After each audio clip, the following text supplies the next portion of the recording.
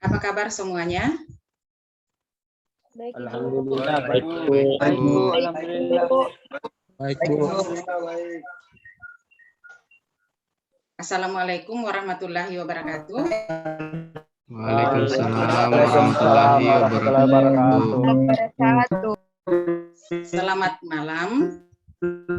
Malam, Ibu. Malam Ibu. Malam Bu. Sebelum materi dimulai, mari kita berdoa sesuai dengan keyakinan kita masing-masing. Doa dimulai.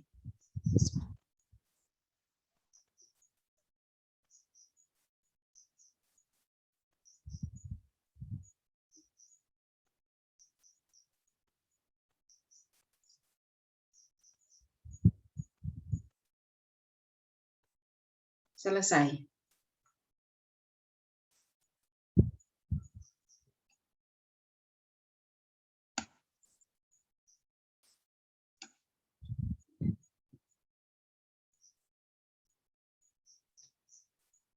Pokok bahasan pertemuan ini yaitu komunikasi pemasaran.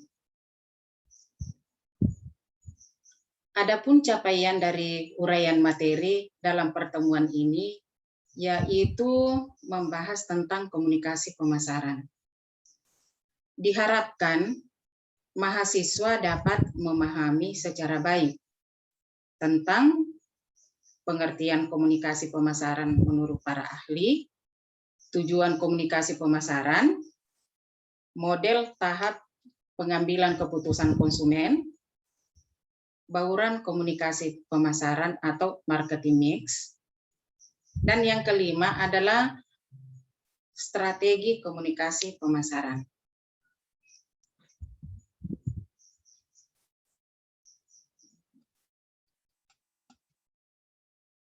Ya.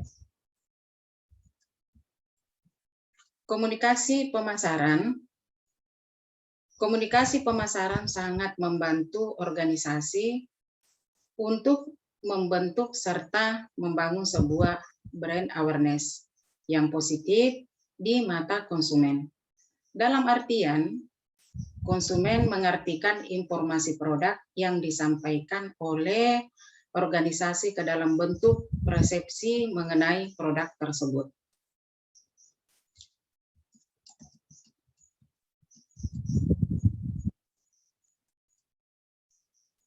Menurut Kennedy dan Sumanegara, komunikasi pemasaran menggunakan teknik komunikasi yang bertujuan untuk memberikan informasi kepada hak layak agar tujuan perusahaan tercapai, yaitu terjadinya peningkatan pendapatan atas penggunaan jasa atau pembelian produk.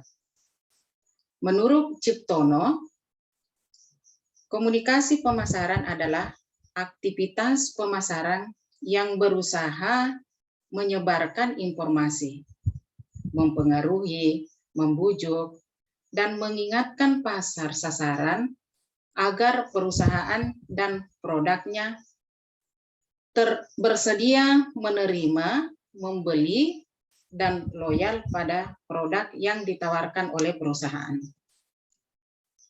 Menurut Kotler dan Armstrong, komunikasi pemasaran perusahaan adalah panduan spesifik, iklan, promosi penjualan, hubungan masyarakat, penjualan personal, dan sarana pemasaran langsung yang digunakan perusahaan untuk mengkomunikasikan nilai pelanggan secara persuasif.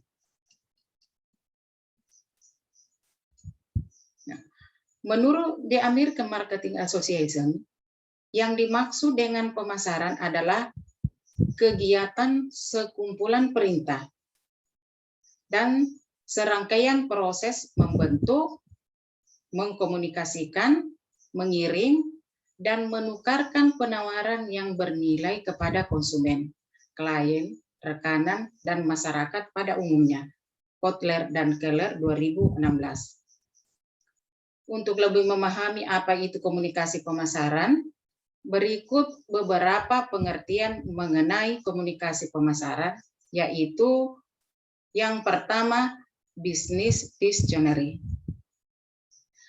Komunikasi pemasaran adalah suatu pesan-pesan promosi yang terkoordinasi dan dikirim melalui satu atau lebih saluran komunikasi seperti media cetak, radio, televisi, surat, dan penjualan secara personal. Nah, yang kedua, oleh Jimmy Kayode dalam Marketing Communication, komunikasi pemasaran adalah suatu interaksi dengan konsumen dan calon konsumen menggunakan satu atau lebih media seperti surat, surat kabar dan majalah, televisi, radio, dan papan reklame. Nah, menurut Philip Kotler dan Kevin Lane dalam Marketing Management, komunikasi pemasaran adalah sarana yang digunakan untuk menginformasikan, mempersuasi, dan mengingatkan konsumen, baik secara langsung maupun tidak langsung, mengenai produk-produk dan merek-merek yang dijual. Selanjutnya,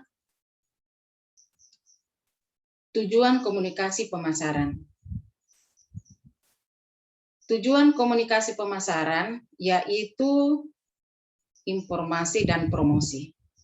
Nah, komunikasi digunakan untuk mempengaruhi konsumen dan calon konsumen untuk membeli produk dengan menggunakan komunikasi massa. Kemudian proses dan pembentukan citra. Komunikasi digunakan untuk mempengaruhi beberapa tahapan proses pembelian yang dilakukan oleh konsumen. Integrasi, komunikasi digunakan secara efektif dan efisien agar konsumen mendapatkan gambaran yang jelas mengenai suatu produk. Hubungan, maksudnya hubungan di sini yaitu komunikasi digunakan sebagai sarana untuk menyatukan berbagai macam bentuk hubungan yang dibangun oleh organisasi dengan konsumen. Pokok bahasan selanjutnya yaitu model tahap pengambilan keputusan konsumen. Dalam melakukan pengambilan keputusan pembelian, para konsumen melewati beberapa tahap. A. Pengenalan masalah. Proses pembelian diawali ketika pembeli mengenali adanya masalah atau kebutuhan yang dipengaruhi oleh rangsangan internal dan eksternal.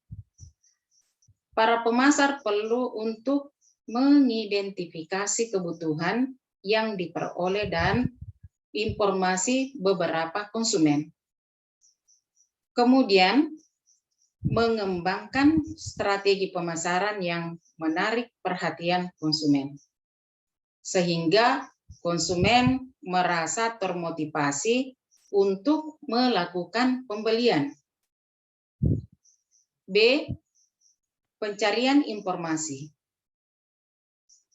Umumnya konsumen hanya mencari informasi yang terbatas. Para pemasar perlu memahami tipe pencarian informasi yang dilakukan oleh konsumen. C. Evaluasi beberapa alternatif. Pada tahapan ini, konsumen membentuk preferensi di antara berbagai produk dalam rangka memilih dan juga membentuk suatu intensi untuk membeli produk yang disukai. D. Keputusan pembelian. Dalam mengeksekusi intensi pembelian, konsumen membuat beberapa keputusan lanjutan seperti merek, dealer, kuantitas, waktu, dan metode pembayaran. Berikutnya, perilaku pasca pembelian. Setelah konsumen melakukan pembelian, konsumen kemungkinan akan memiliki pengalaman dengan memperhatikan atau mendengarkan hal-hal yang baik mengenai produk lain dan mewaspadai terhadap informasi yang mendukung keputusannya. Komunikasi pemasaran harus memberikan kepercayaan dan mengevaluasi yang dapat memperkuat pilihan konsumen dan membantunya merasakan hal yang positif terhadap produk tersebut.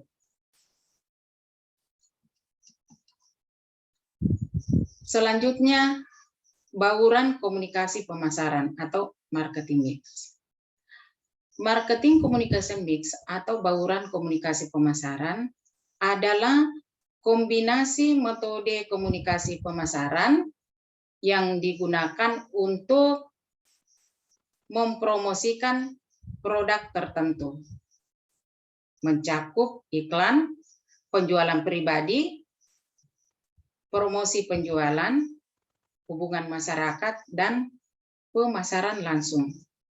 Nah, iklan merupakan elemen penting dari komunikasi pemasaran. Ini mencakup semua pesan berbayar yang disampaikan melalui sejumlah media yang menjangkau oleh konsumen. Yang kedua adalah penjualan pribadi. Penjualan pribadi merupakan bentuk komunikasi personal karena ada kontak langsung. Dalam hal ini, tim penjualan perusahaan berhubungan langsung dengan pelanggan mereka.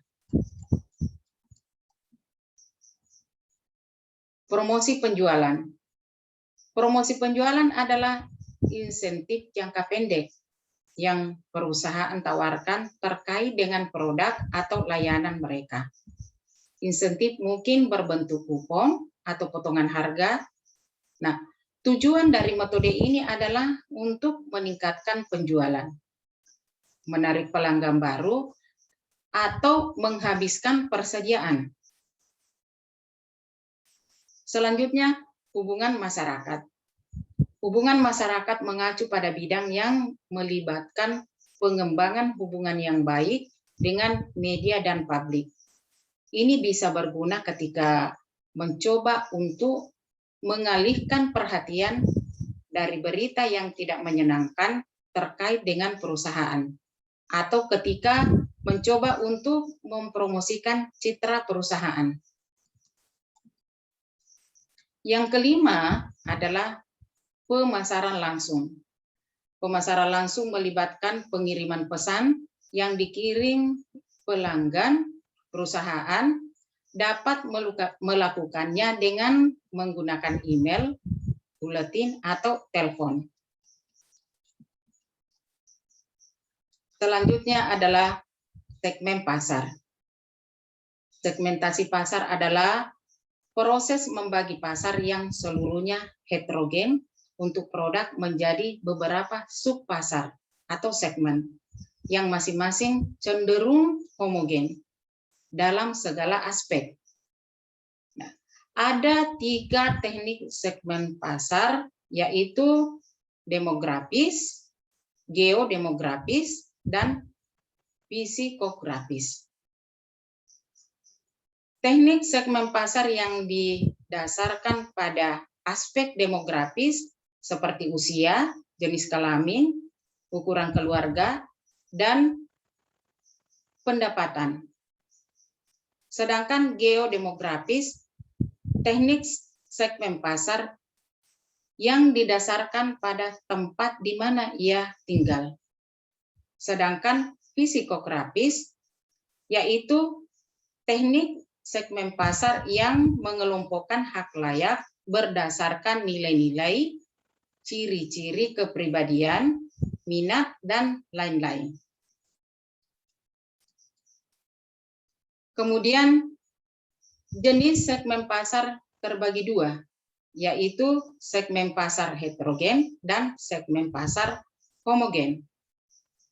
Segmen pasar heterogen yaitu pasar yang menjual berbagai jenis barang, contohnya pasar tradisional.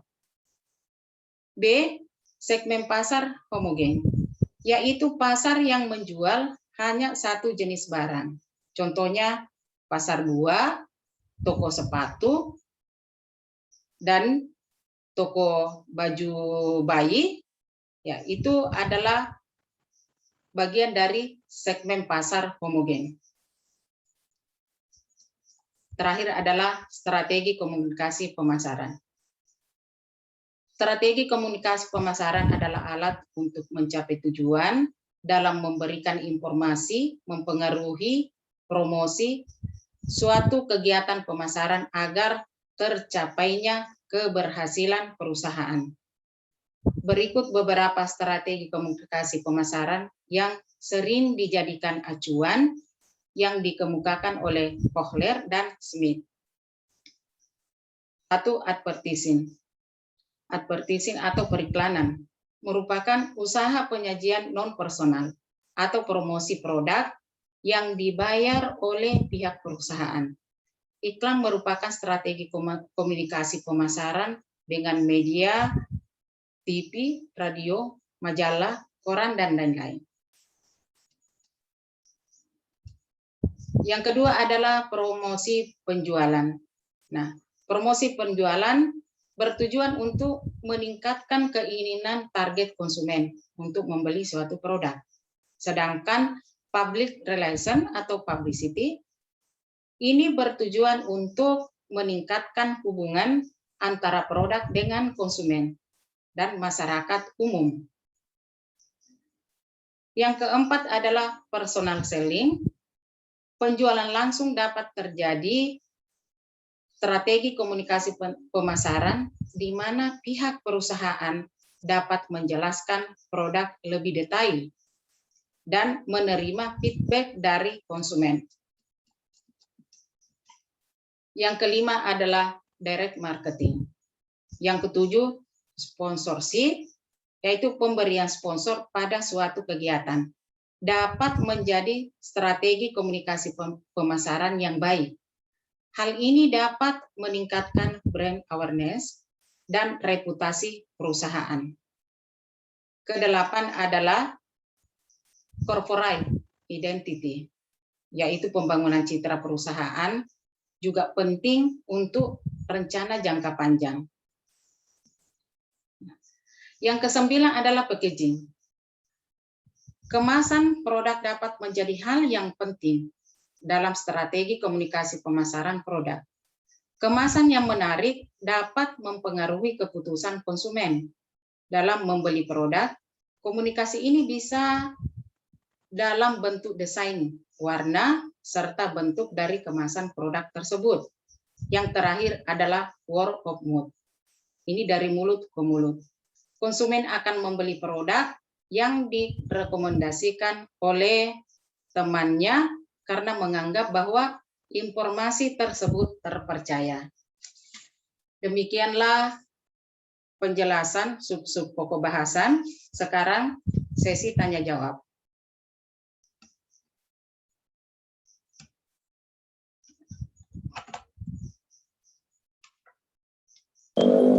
Ya, sesi tanya jawab. Ibu buka 5 pertanyaan dulu. Saya Bu Nurbaya. Ya, silakan. Catat-catat juga yang lain ya. Terima kasih atas kesempatannya Ibu. Yang ingin saya pertanyakan itu, sebagai seorang pemasar, kita selalu menawarkan kepada konsumen apa yang mereka butuhkan. Tapi selalu terjadi penolakan. Menurut Ibu apa faktor sehingga terjadi penolakan dari konsumen tersebut, Ibu? Ya. Sekarang penanya kedua. Saya Ibu Yulia. Ya, Yulia, silakan. Bagaimana itu Bu tentang iklan produk yang tidak mendeskripsikan produknya? Kayak misalnya rokok, kayak iklannya kan tidak terlalu spesifikasi kayak iklan sabun, begitu Bu. Ya. Penanya ketiga. Nurani Sairsan, Ibu. Ya, silakan. Apa saja manfaat yang diperoleh dengan mempelajari komunikasi kepemasaran? Mempelajari komunikasi pemasaran. Sudah? Penanya keempat. Ya, silakan. Ya, agak to the point ya.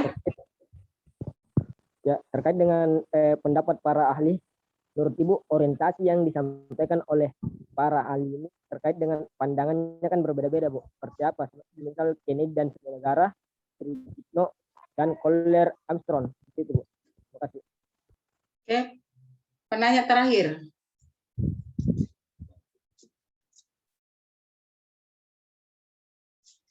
Ya, pertanyaan terakhir. Kalau tidak ada, Bu, ya silakan. Silakan. pertanyaan saya di pencarian informasi, umumnya konsumen hanya mencari informasi yang terbatas. Itu maksudnya bagaimana, Bu? Informasi yang terbatas. Ya, oke. Nah, siapa yang bisa menjawab atau bisa ini siapa yang bisa menjawab di antara sekian pertanyaan ini? Ya, itu yang dibahas dulu.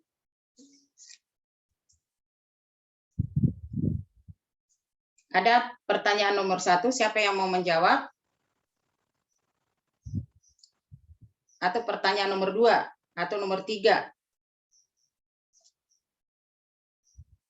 Bisa diulang soalnya tadi, Bu, yang nomor 1. Ya, ulang. Siapa yang penanya nomor 1? Ulang soalnya. Saya Bu, Nurbaya. Ya, silakan Nurbaya. Pertanyaanku tadi, sebagai seorang pemasar, kita selalu menawarkan apa yang dibutuhkan oleh konsumen, bertanya apa yang dibutuhkan sama dia. Terus kita selalu menawarkan apa yang mereka cari, tapi selalu terjadi penolakan. Faktor apa yang membuat konsumen itu menolak, sedangkan dia membutuhkan produk tersebut? Terima kasih. Saya Bu menjawab. Ya, silakan. Sri Andriani. Mungkin Bu, kalau faktor penolakannya itu pelanggan mungkin karena faktor keuangan, Bu. Terus masalah kurangnya urgensi, masalah pengaturan waktu juga, Ibu. Terima kasih. Ya. Ada yang lain? Atau bagaimana penanya? Atau ada yang bisa menjawab nomor 2? Nanti. Bu. Ya, nomor berapa yang mau jawab? Ya nomor 1 mau ketambahkan. Ya, Kan silakan. kenapa ditolak? Pertama memang kayak karena budgetnya Ibu enggak cukup Ki.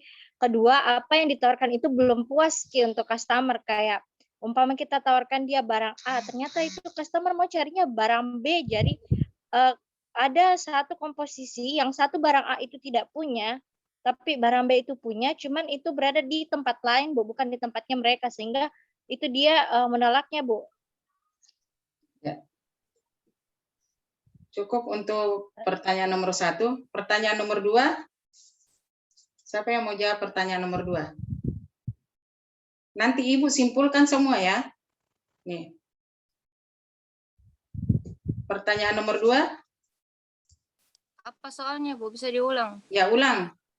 Yang Soalnya itu kayak bagaimana tentang iklan produk yang tidak terlalu mendeskripsikan produknya, kayak iklan rokok, tidak terlalu spesifikasi begitu.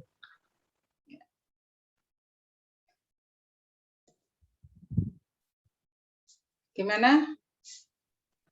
Maksudnya alasannya begitu, kenapa iklan rokok tidak dijelaskan secara spesifik begitu? Ya. Mungkin Bu, karena tidak memperoleh informasi. Kalau tidak ada deskripsikan produknya, mungkin kurang peminatnya.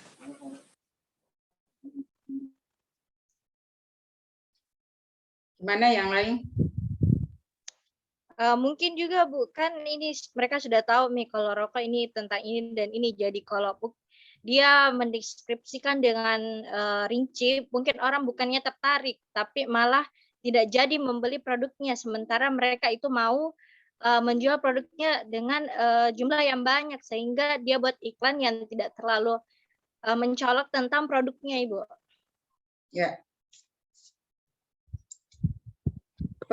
Atau mungkin ada kayak pembatasan usia begitu, Bu. Jadi yang mengerti tentang iklan itu hanya ada di usia tertentu begitu. Ya. Pertanyaan ketiga, biar dulu diselesaikan ini, baru disimpulkan. Ya. Ya, Bu. Pertanyaan ketiga, ya ulang lagi pertanyaannya. Oke. Pertanyaan ketiga terkait dengan pandangan beberapa para ahli, orientasi dari pandangan menurutnya seperti apa, Bu? Seperti itu. Mengenai komunikasi pemasaran. Ini menurut para ahli. Yang Ibu jelaskan tadi, siapa yang mau tanggapi ini? Nurani Irsan, Bu. Nur Anissa. Ya, silakan. Baik, menurut Kennedy dan Somenegara, komunikasi pemasaran adalah kegiatan pemasaran dengan menggunakan teknik komunikasi yang bertujuan untuk memberikan informasi kepada halayak agar tujuan perusahaan tercapai, yaitu terjadinya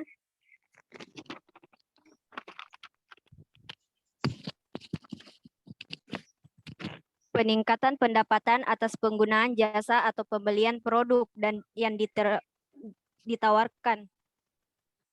Dan menurut Tejip Tono, komunikasi pemasaran adalah aktivitas pemasaran berusaha menyebarkan informasi, mempengaruhi atau membujuk, dan meningkatkan pasar sasaran atas perusahaan dan produknya, agar bersedia menerima, membeli, dan loyalitas pada produk yang ditawarkan perusahaan yang bersangkutan tersebut.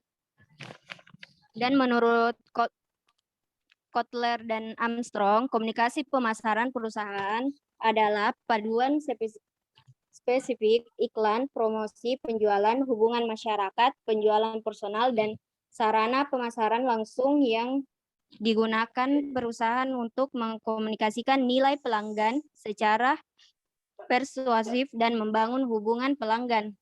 Baik, Bu, itu terima kasih. Ya, bagaimana penanya? Ya, Bu. Mau ditanggapi? Ya. Jadi terkait dengan ya pendapat para ahli ini berbeda, akan tetapi sama aja maknanya seperti itu, mungkin Nurunisa. Iya, Ya. semua sama Ji, Ibu.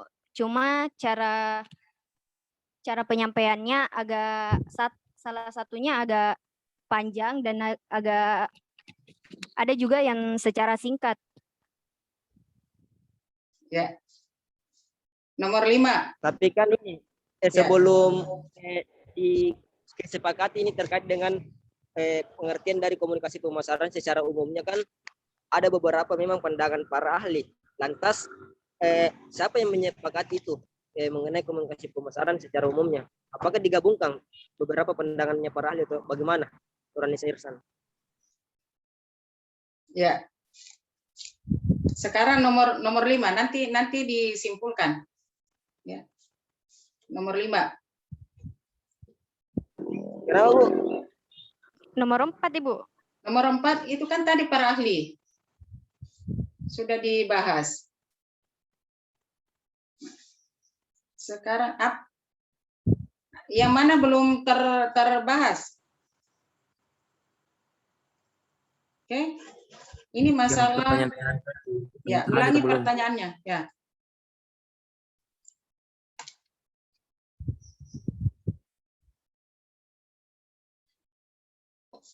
Gimana? Sebelum Ibu simpulkan, ada yang mau menjawab pertanyaan selanjutnya?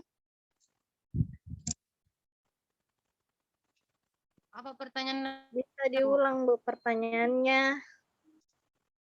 Ya, coba diulang pertanyaannya yang punya pertanyaan ini. Coba ulang.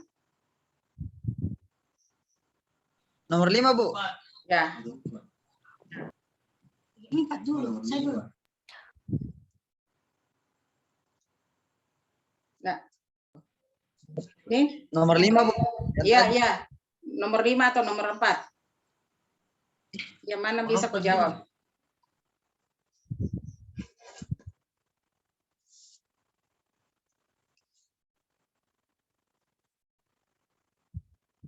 Ada? Nah, kalau tidak ada, Ibu, saya Ibu. ya silakan. Yang pertanyaan saya itu Bu, apa saja manfaat yang diperoleh dengan mempelajari komunikasi pemasaran? Ya, manfaatnya. Ada yang mau jawab? Nah, Saya ya silakan. To the point saja, karena Ibu sudah mau simpulkan. Oh ya, Bu. Jawabannya yang pertama membantu dalam memeriksa konsep pertukaran dalam konteks pemasaran. Kedua, membantu menilai peran promosi dalam konteks bauran pemasaran. Ketiga, mempertimbangkan jangkauan dan dampak potensial dari komunikasi pemasaran. Keempat, membantu dalam mengidentifikasi berbagai karakteristik kunci dari setiap alat utama dalam bauran komunikasi. Mungkin Ya, itu juga. ya, cukup. Oke. Jadi kesimpulan daripada materi dan sekaligus kesimpulan dari pertanyaan, yaitu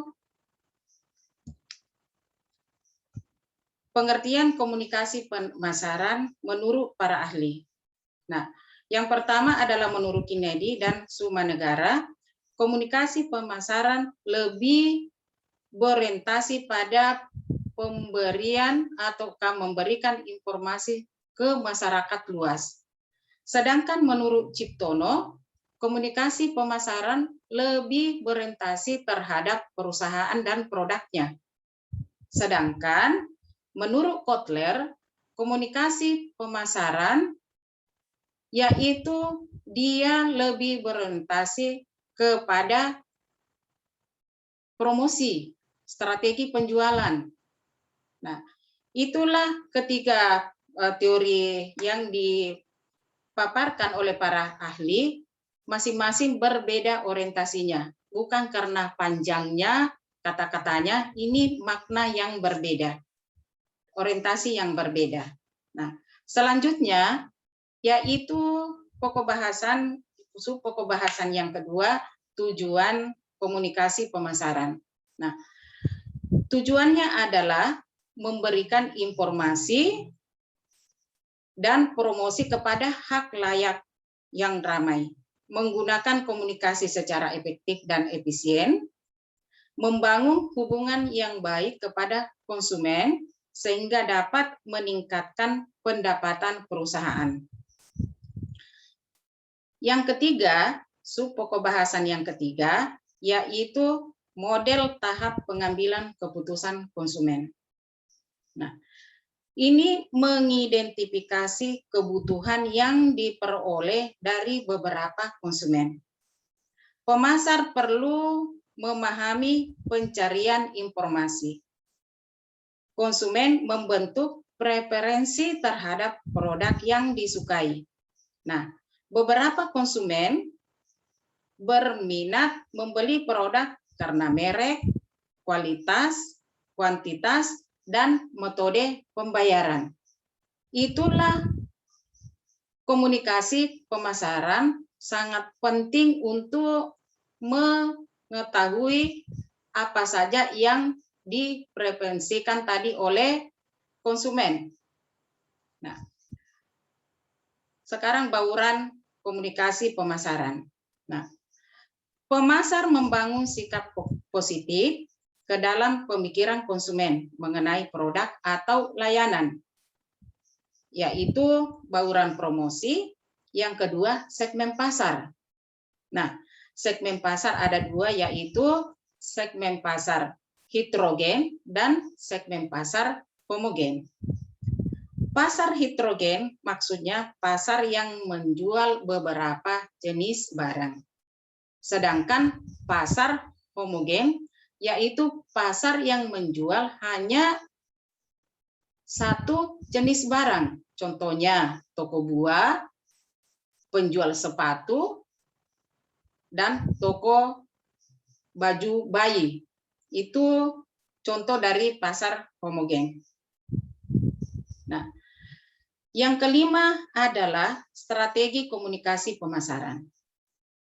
Strategi komunikasi pemasaran merupakan panduan perencanaan komunikasi pemasaran, yaitu pemasaran dengan manajemen pemasaran untuk mencapai tujuan perusahaan yang telah ditetapkan oleh komunikasi pemasaran. Terakhir adalah teknik segmen pasar. Nah, ini yang sangat penting di dalam komunikasi pemasaran. Harus mengetahui demografisnya, geodemografisnya, dan psikografis. Nah, teknik segmen pasar yang didasarkan pada aspek demografis itu seperti usia, jenis kelamin, ukuran keluarga, dan pendapatan. Sedangkan geografis teknik segmen pasar yang didasarkan pada tempat di mana dia tinggal. Sedangkan psikografis teknik segmen pasar yang mengelompokkan hak layak berdasarkan nilai-nilai, ciri-ciri kepribadian, dan minat. Nah, demikianlah pembahasan materi komunikasi pemasaran pada pertemuan ini. Materi selanjutnya dibahas minggu depan. Tugas dikirim lewat WA dan dikumpulkan di Google Classroom. Harus dikumpul sesuai dengan batas waktu yang sudah ditentukan. Cukup sekian pertemuan kita. Wabillahi taufiq wal hidayah. Wassalamualaikum warahmatullahi wabarakatuh. Waalaikumsalam warahmatullahi wabarakatuh. Terima kasih, Bu. Terima kasih, Bu.